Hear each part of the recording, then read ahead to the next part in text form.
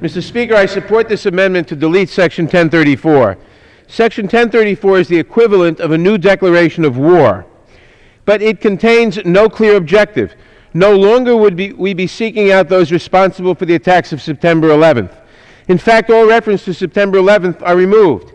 Instead, it merely affirms that the United States is at war, but it doesn't say why. It doesn't say what we are trying to achieve. It doesn't even mention an identifiable with whom we are at war. Unlike the 2001 AUMF, it does not contain any description of harm that has occurred or that we are seeking to prevent.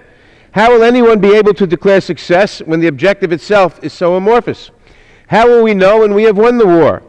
Section 1034 expands the targets of military action from those responsible for the September 11th attacks to all members of al-Qaeda, the Taliban, and, quote, associated forces, and those who, quote, directly support associated forces.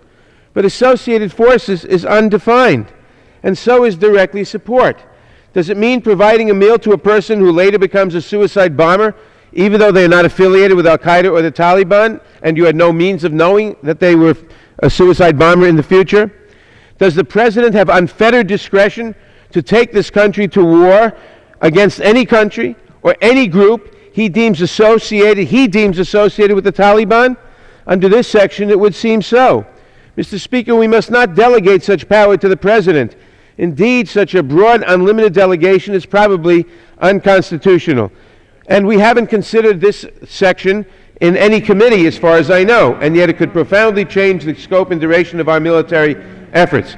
Mr. Speaker, we should pass this amendment, scrap this provision, and send it back to committee to start all over again if we need a redefinition of the existing AUMF. But this amendment must pass. This section must not pass. The President must not have the total discretion to take this country to war with anybody at any time, under any circumstances, under his sole discretion. I yield back.